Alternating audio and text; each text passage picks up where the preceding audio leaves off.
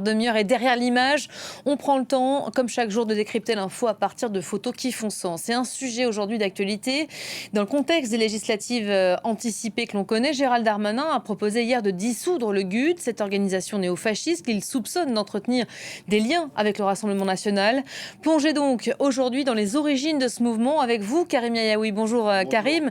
Alors vous avez ressorti pour nous les archives vidéo, on va en voir certaines dans un instant, mais aussi photos. On va commencer avec, c'est la tradition, un cliché, image qui nous ramène plus de 50 ans en arrière. Expliquez-nous. Alors on découvre cette image qui est tirée d'une archive de 1970.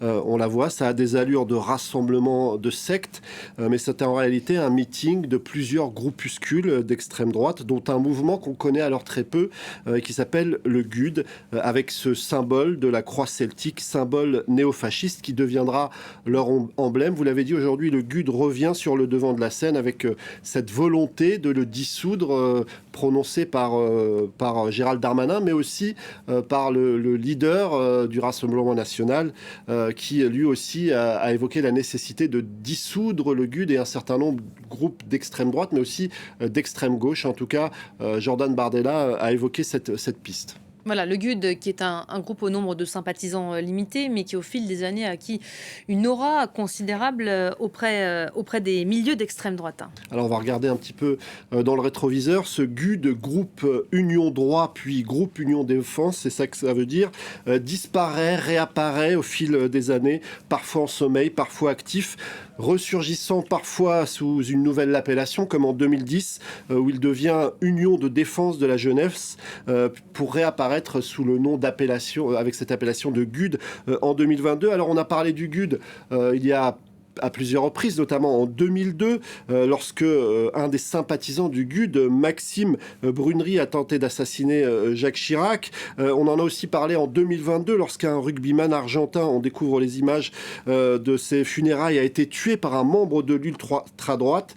Un des principaux suspects était un militaire, mais aussi un ancien militant du GUD. Et on a aussi parlé du GUD au moment de la crise des Gilets jaunes, avec de nombreux graffitis du GUD sur un certain nombre de devantures, de commerces. On avait évoqué le fait que le mouvement des Gilets jaunes avait été en quelque sorte infiltré par un certain nombre de groupuscules d'extrême droite, dont le GUD. Et puis, dernier épisode en date, tout récent, 4 militants de l'ultra-droite ont été condamnés, c'était le 12 juin, pour leur participation à une agression homophobe.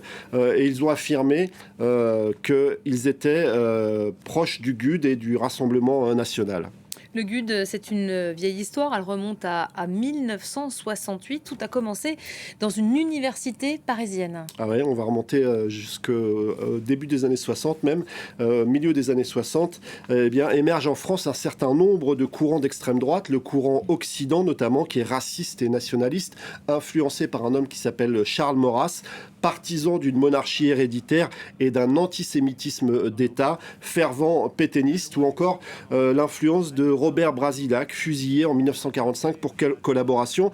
Alors en décembre 1965, des membres de ce courant Occident vont créer le GUD, groupe Union Droit, à l'université d'Assas. Alors en 1970, ces courants d'extrême droite, parmi lesquels le GUD, tiennent un meeting à la Mutualité à Paris. Je vous propose de découvrir cette archive. L'ordre nouveau est parti en guerre contre le marxisme, le gauchisme et le gaullisme. C'était hier soir le rendez-vous de l'extrême droite à la Mutualité. 2500 à 3000 personnes réunies pour écouter avec ferveur la musique de Wagner et 3 heures de discours véhéments sous la bannière à croix celtique des nationalistes. Les mouvements d'extrême droite sont venus au meeting sous la même bannière. Anciens du mouvement dissous Occident, militants de l'ex-OAS, jeunes étudiants du groupe Union Droit et nationalistes de tous horizons. Pendant 15 jours, 25 000 affiches ont été apposées sur les murs de Paris par des groupes de jeunes. Et pourquoi cette casquette? C'est une casquette de l'armée allemande, non? Oh, c'est une casquette qu'on trouve au plus à 5 francs et qui protège bien de la pluie. Hein. Alors ces différents courants, partis d'extrême droite, sont à ce moment-là, au début des années 70, en pleine réflexion sur l'émergence d'un parti entre guillemets classique qui pourra porter leurs idées. Et on a déjà en réalité les prémices de la naissance du Front National qui va émerger sur la scène politique en 1972, mais qui restera confidentiel. En 1974, le parti de Jean-Marie Le Pen, qui se présente pour la première fois, fait 0,75% aux élections. Voilà, durant ces années 70, le GUD va surtout passer son temps à affronter les militants d'extrême gauche. C'est vrai, du côté d'Assas, mais aussi du côté de Nanterre, les facultés vont souvent se transformer en champ de bataille des universités où le GUD est aussi un syndicat étudiant qui atteint quelques 10% d'électeurs. Mais à cette époque-là, les groupes d'extrême gauche sont beaucoup plus actifs. Regardez cet extrait qui nous replonge dans la faculté d'Assas à ce moment-là. Le bastion des idées d'extrême droite, c'est la faculté d'Assas, où s'est implanté fortement le GUD, le groupe Union Droit. Ce jour-là, l'extrême droite tenait Assas, ils attendaient les gauchistes.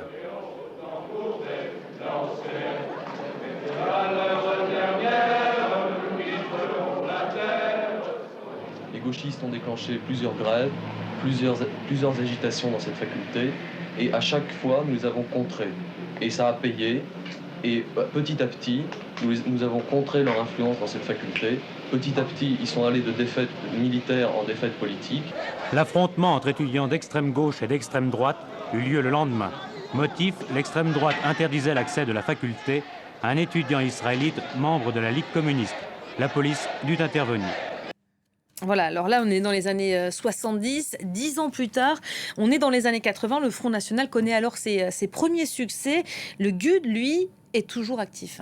Toujours actif, même s'il est un petit peu en perte de vitesse, et c'est vrai, le Front National est toujours infréquentable, mais tout de même, il est devenu un acteur important du champ politique, et la digue va même tomber en 1983 à la faveur d'un accord entre la droite et l'extrême droite à Dreux. Pendant ce temps-là, on a le sentiment que le GUD a du mal à choisir entre les actions coup de poing et un engagement politique classique. On va regarder un extrait d'un reportage de 1983 diffusé sur la télévision publique, intitulé « Les deux visages de l'extrême droite ». D'un côté, on a un militant du GUD qui essaye d'avoir un discours policé, et de l'autre, on s'aperçoit que les comportements n'ont pas changé. Regardez cet extrait. Nous voulons aller au-delà des revendications purement syndicales pour développer des thèmes politiques dans l'université. On veut faire croire que les militants du GUD ont tous le crâne rasé, qui se baladent en bottes et blousons de cuir. Je ne crois pas en avoir vu beaucoup au GUD actuellement. Je voudrais savoir pourquoi est-ce que vous êtes tous rasés, vous avez tous vous êtes tous violents. Ouais, tous rasés. Hein. Oui, moi j'aimerais savoir. On n'est pas rasés, on a des blousons de cuir parce que c'est bien contre la colle et ça tient chaud. Ça tient chaud. On n'est pas rasés. Surtout et on n'emmerde personne. Non, mais pourquoi vous êtes si nombreux? On est nombreux parce qu'on se fait souvent. Il y a souvent des gens. Vous voyez qu'il qui a l'air nous vraiment attaquent. gentil. Mais c'est un très gentil garçon. C'est un agneau. J'ai l'air gentil, non? Allez, J'ai l'air gentil, non? C'est ça, le voilà. Alors, comme je vous le disais, même si le GUD est un petit peu en perte de vitesse dans ces années 80, il continue de multiplier les affrontements violents dans un certain nombre d'universités. Ce sont dans les années 90, 10 ans plus tard, donc, que le GUD et le Front National vont enfin tisser des liens beaucoup plus étroits, là, pour le coup. En tout cas, on va découvrir que à ce moment-là, quelque chose d'important va se jouer entre le GUD et le Rassemblement National. À cette époque-là, émerge un certain Frédéric Chatillon. On va découvrir quelques images qui va prendre la tête du GUD. Il se fait remarquer par les services de renseignement intérieur parce qu'il va, par exemple, 2 fois à Madrid pour y rencontrer le Belge Léon Degrelle, un ancien Waffen-SS, figure emblématique du nazisme européen. En mai 1994, il est interpellé à l'issue d'une manifestation du GUD contre la célébration du cinquantenaire du débarquement de Normandie. Alors le GUD a changé idéologiquement dans ces années 90. Le mur de Berlin est tombé et finalement le communiste, le gauchiste n'est plus forcément l'ennemi. En tout cas, désormais, c'est surtout un anti-américanisme violent et un antisémitisme pas du tout caché qui s'impose du côté du GUD. C'est même une obsession, explique l'historien Nicolas Lebourg. C'est le nouvel ordre américano-sioniste qui est l'ennemi du GUD. Alors au début, ce n'est pas franchement la grande amitié entre Marine Le Pen et Frédéric Chatillon, mais peu à peu les liens vont se renforcer. Ils fréquentent la même université, tout comme un autre membre du GUD qui s'appelle Axel Lousteau, qui est également étudiant toujours à Assas. Voilà, deux hommes qui vont finalement accompagner l'ascension de Marine Le Pen. C'est vrai, ils vont même devenir des rouages importants, notamment bien plus tard, lors des élections législatives de 2012. Pour ces élections, le Front National va solliciter une agence de communication qui s'appelle Riwal et qui est celle de Frédéric Chatillon qu'on vient d'évoquer à l'instant, et créer un micro-parti qui s'appelle Jeanne, dont le trésorier est son comparse Axel Lousteau. Alors, qu'est-ce qui va se passer lors de ces élections ? Eh bien, Frédéric Chatillon va fournir aux candidats du Front National des kits de campagne, c'est-à-dire des livrets, des affiches et même un site internet clé en main. Problème, ce service est facturé plus de 15 000 €, alors que le coût réel estimé est moitié moins cher, ce qui permet au Front National d'être remboursé par l'État sur des montants qui sont largement exagérés. En 2015, Marine Le Pen est interrogée sur ce sujet au micro de nos confrères de Complément d'enquête. C'était en avril 2015 et elle est passablement agacée. Écoutez-la. J'ai déjà répondu 10 fois à cette question. Nous n'avons strictement rien à nous reprocher et nous exprimerons devant le juge d'instruction. Nous apporterons les réponses à ces questions. Vous êtes juge d'instruction ? Non. Mais quels sont vos liens avec Frédéric Chatillon et Axel Lousteau ? Eh bien justement, la justice a tranché cette semaine et la Cour de cassation confirme la condamnation du Rassemblement national dans cette affaire dite des kits de campagne. Le parti de Marine Le Pen avait été condamné en appel à une lourde amende dans ce dossier d'escroquerie et de détournement de fonds, une peine qui a donc été jugée valide par la plus haute juridiction française. Voilà, l'UFN et le RN qui expliqueront prendre finalement leur distance avec ces anciens gudards, mais les liens vont persister.